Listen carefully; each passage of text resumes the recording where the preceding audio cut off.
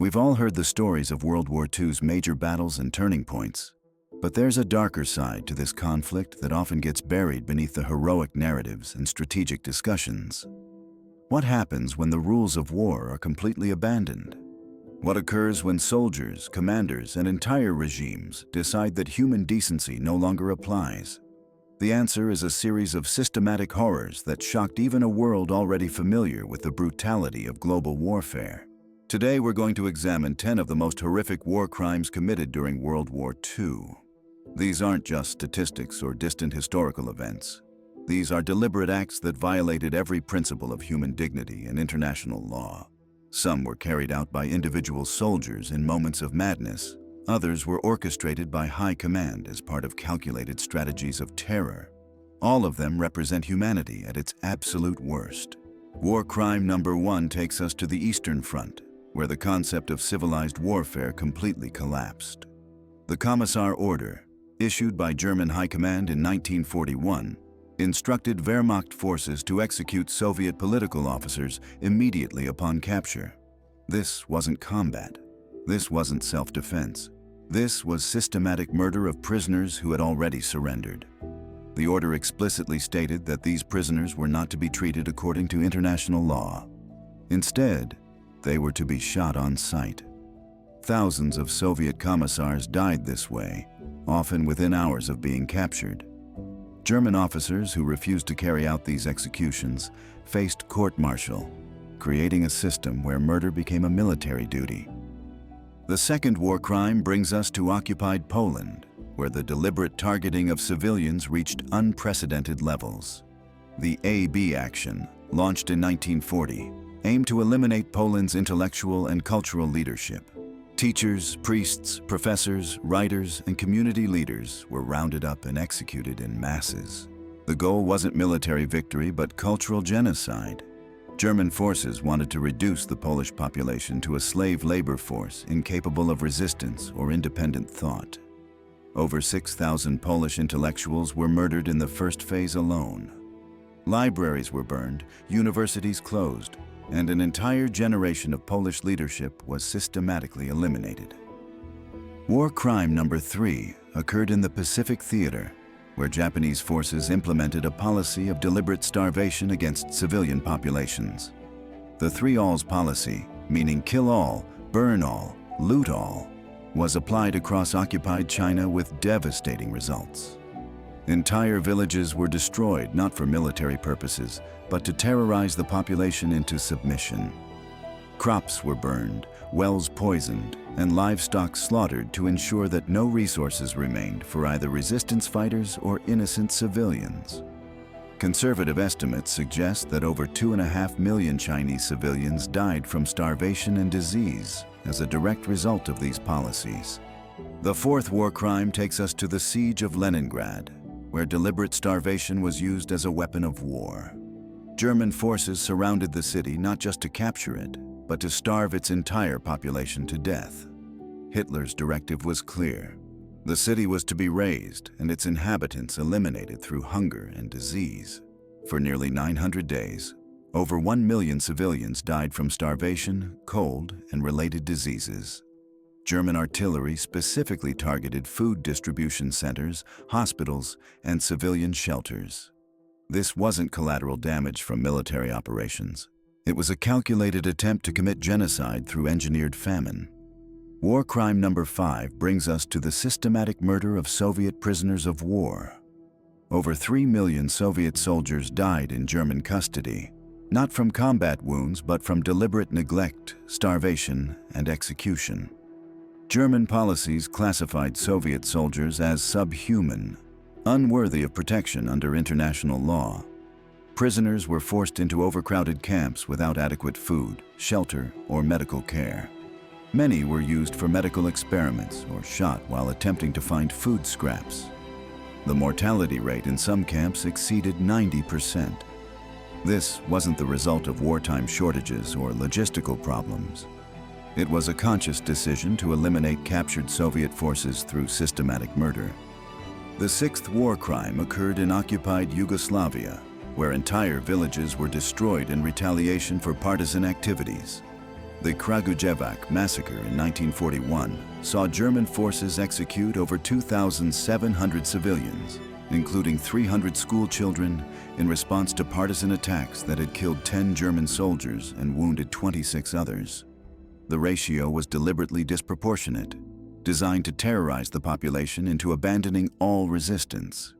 Civilians were rounded up from schools, streets, and homes, then machine-gunned in groups. The youngest victim was 15 years old. The oldest was 85. None had any connection to partisan activities beyond living in the same general area. The seventh war crime brings us to the Philippines, where Japanese forces carried out the Bataan Death March in 1942. After the surrender of American and Filipino forces on the Bataan Peninsula, approximately 76,000 prisoners were forced to march 65 miles to prison camps in scorching heat without adequate food or water. Japanese guards bayoneted, shot, or beat to death anyone who fell behind, collapsed from exhaustion, or attempted to help fellow prisoners. Those who stopped to drink from roadside puddles were executed on the spot. Prisoners were denied medical attention for wounds and diseases, and many died from dehydration and heat stroke along the route. Conservative estimates put the death toll at between 7,000 and 10,000 prisoners, though the exact number remains unknown because Japanese forces made no effort to document or account for the dead. War crime number 8 occurred across Nazi-occupied Europe through the systematic implementation of medical experiments on unwilling human subjects. At concentration camps like Auschwitz, Dachau, and Ravensbrück, prisoners were subjected to horrific procedures disguised as scientific research. Doctors froze prisoners to study hypothermia, infected them with diseases to test potential cures, and performed sterilization experiments on men, women, and children. At Auschwitz, Dr. Josef Mengele conducted genetic experiments on twins, often killing one to perform comparative autopsies. Prisoners were subjected to high-altitude experiments in pressure chambers, deliberately infected with malaria and typhus, and had limbs amputated without anesthesia. These weren't medical procedures, but torture sessions conducted under the guise of scientific advancement. The victims had no choice, received no benefit, and were often killed regardless of whether they survived the initial experiments. The ninth war crime takes us to the systematic destruction of cultural and religious sites across occupied territories. Nazi forces deliberately targeted synagogues, churches, museums, and libraries, not for military advantage, but to erase entire cultures from existence. The burning of synagogues during Kristallnacht in 1938 was just the beginning of a campaign that would see thousands of religious and cultural sites destroyed across Europe. In Poland alone, over 500 synagogues were demolished or converted to secular use. Ancient manuscripts, religious artifacts, and irreplaceable works of art were either destroyed or looted for personal gain. This cultural destruction was designed to eliminate not just people, but their entire heritage. The 10th and final war crime we'll examine is the systematic use of forced labor throughout Nazi-occupied Europe. Over 12 million people, including Jews, Poles, Russians, and other civilians, were kidnapped from their homes and transported to Germany to work as slaves in factories, farms, and construction projects. These weren't prisoners of war or volunteers, but ordinary civilians, including children as young as 10 years old, who were torn from their families and forced into brutal working conditions. Many were worked to death in armaments factories, while others died from malnutrition, disease, and physical abuse. The program was so extensive that by 1944, forced laborers comprised nearly a quarter of Germany's total workforce.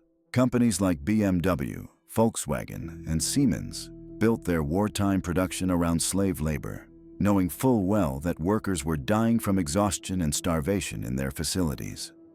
These 10 war crimes represent just a fraction of the systematic horrors that occurred during World War II.